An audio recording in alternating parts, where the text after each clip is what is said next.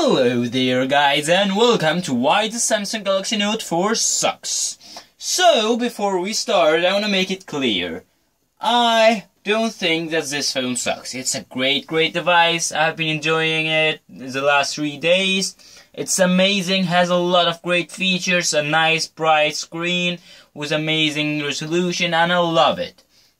But, there are always some minor mistakes that the manufacturer could fix, in this case Samsung, and I believe I have 6 complaints that Samsung actually should fix.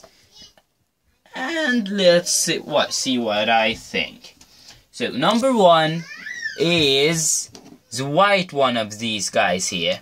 I believe that Samsung should have made it better. You know, I bought the black one here after comparing it to the white one. And what I discovered was that the white one has the same texture, but it just doesn't feel like the black one. The black one here feels like true leather. Unlike the Galaxy Note 3 here, which also had a fake leather back, but the Note 4 definitely feels way more natural than this. This feels like stitchy, this feels natural and way more good. The white one, on the other hand, feels more like the Note 2 here, which is in complete glossy plastic. It doesn't look like this, but it feels almost like this cheap plastic. And that kinda sucks. Number 2 is those sharp edges around the screen. So if I zoom in close enough, we'll see here there's this sharp edge and there's a screen, and between them there's a slight gap. The gap is no problem, but when I swipe my finger over the corner or over the side of the screen like this, my finger meets the gap and the sharp edge, and it doesn't feel good. Unlike the iPhone 6 Plus or iPhone 6 and the iPhone 3GS here, you'll see it has a more round and smooth feel between the ceiling around the screen and the back side. And this feels good.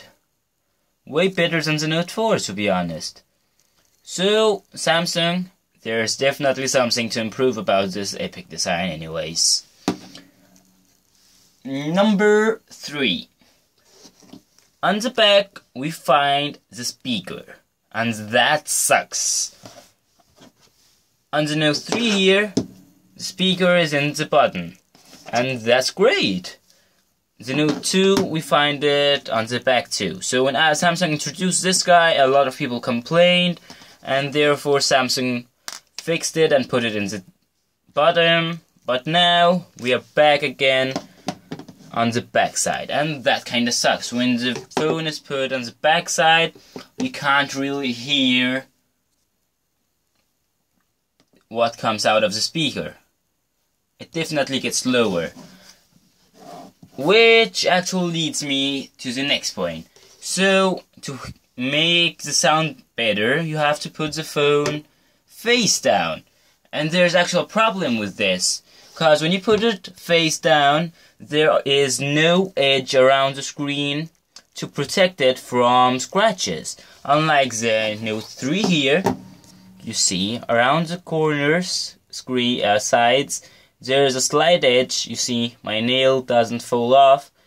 The screen is protected by a 0.5 millimeter plastic edge. And if I put it face down, it doesn't touch the surface. The screen doesn't touch the surface. The edge take all the shit. On the Note 4 here, the screen actually gets over the edge, as you might see right there. If I just can focus. It's hard to focus this close. I believe I'm like a centimeter from the lens. Okay.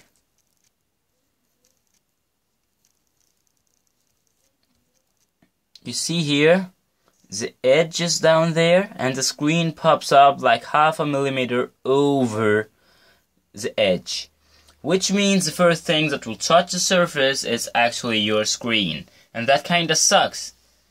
And it sucks even more because of speakers, since if you put it on the back and protect the screen, you can't hear anything. So you either don't see anything by scratching the device, or you don't hear anything. So that kinda sucks. Number 5 is this phone is not waterproof. Well, I know it's not a big problem if you are not very active, but people like me, I go train a lot, I go out in the rain, you know, the moist and all that stuff destroys those phones. But if it were waterproof, it would be moist resistant and water resistant, and therefore could take a lot more of activities, you know, real life activities. It's not for fun. We have the app S Health right there. It's a great device when you're doing activities. So I believe this should have been waterproof. The last one, the most annoying of them all, is the fingerprint scanner. So, around a year ago, Apple presented their Touch ID fingerprint scanner on their top-of-the-line smartphones. And the concept was simple. You put your finger on the home button instead of writing a passcode, and you could unlock your phone with your fingerprint. Samsung took the idea, but they didn't implement it nearly as good as Apple. Or Motorola Atrix back in 2011. So, what Samsung did was to, let's check it out, make this a slide over the button fingerprint scanner. See that? If I want to swipe my finger, I just do this. What I wanted it, like Apple, is just to put my finger on it this way.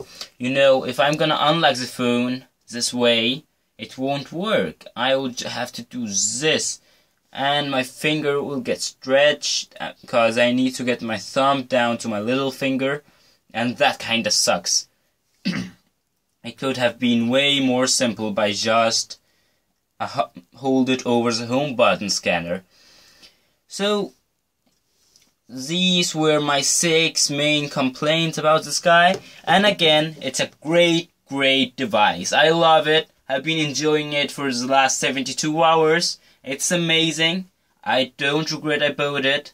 But there's always a little that could get better.